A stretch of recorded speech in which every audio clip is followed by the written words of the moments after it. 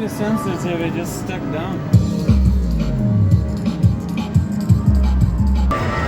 Maybe unpopular opinion, but what I noticed is when this could happen in any city, anywhere.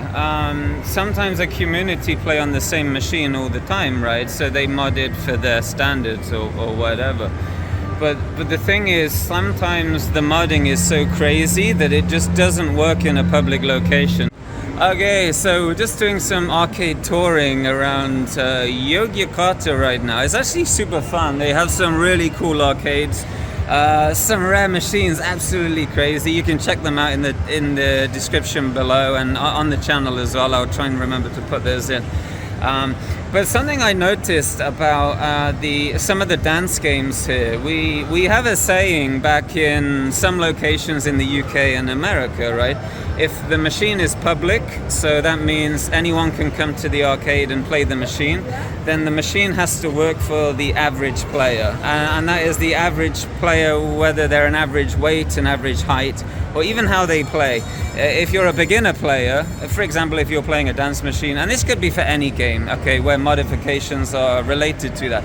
If you're playing a dance game, you need to be able to step and the machine should work, because an average player isn't very skilled at the game.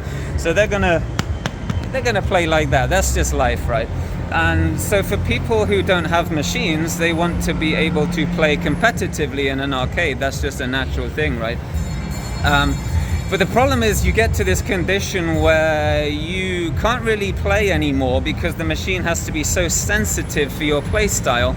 Otherwise, you can't increase in difficulty. Maybe you don't want to earn the stamina, something like that. So you're going to resort to hardware changes. And we saw that with ITG. I think ITG reached its limit around 21. And there was a couple people doing 21.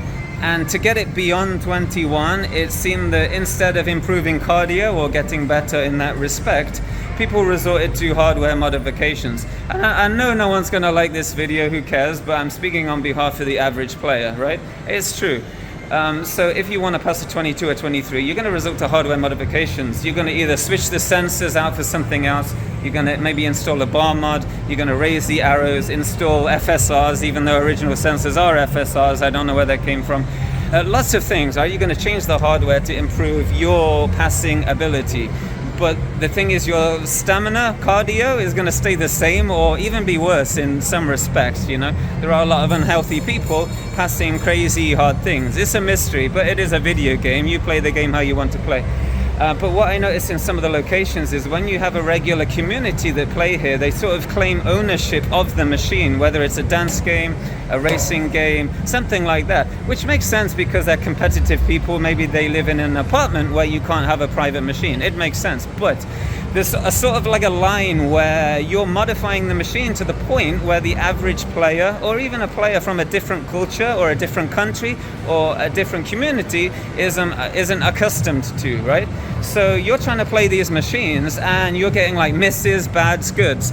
Bads and goods, whatever. But then the pads stick as well. Like, for example, with the pump it up here, a couple of locations actually, the pads start sticking.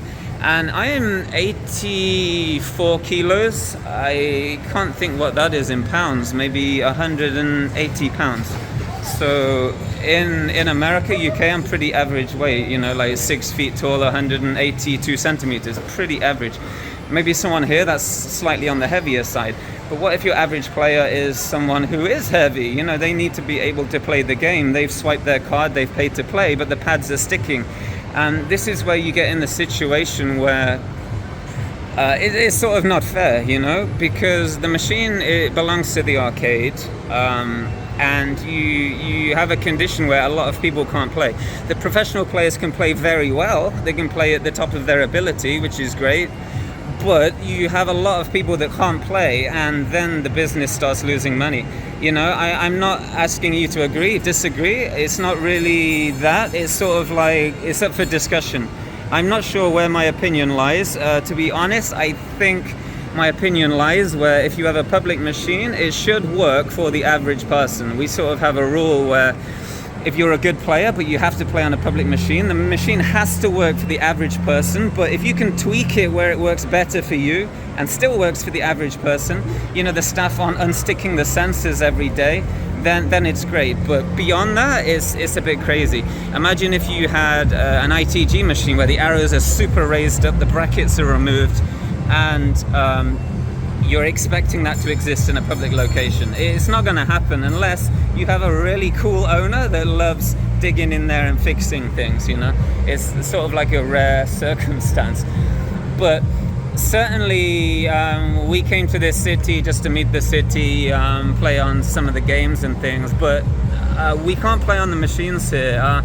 Normally, for example, on Pump It Up, I would be playing an average 23, something like that. I've gone up to 26. Sometimes I'll play 21, something like that. But I played a 17 fail. I tried an 18 ultimate fail. It's just the pads are so sensitive. You just do this and the arrows trigger.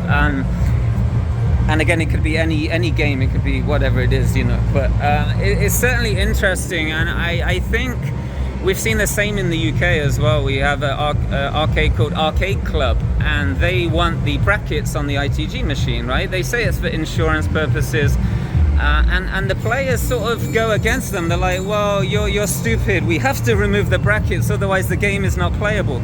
But the thing is, players don't know, well, these kinds of players that say that don't know what it's like to own a business. They don't know what it's like to own a machine. They don't know anything. They just want to play the game how everyone else plays the game. You can do that with a private machine, but when it's someone else's property, someone else's machine, and the average person can't play, then you got to look at yourself and say, oh, hey, okay, yeah, maybe we're being a bit selfish, or maybe not that. Maybe we need to think beyond our group of people.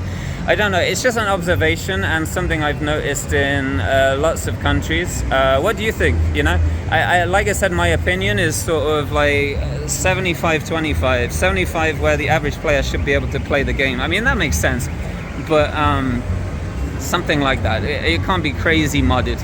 That's my opinion. Well, what do you think anyway? Leave your opinions in the comments below. We can have a discussion. Just because someone has a different, I can't believe I have to say this, but if someone has a different opinion, doesn't mean they're not your friend, they're your enemy. Let's just have a debate and a discussion about it. Maybe you play a different game and the circumstances are similar, you know. It's just what it is, everything evolves, but certainly in a public location, the machine should work for the average player. That's my opinion. Okay, so yeah, we're going to another city next. I thought I'd leave some thoughts. Okay, take care.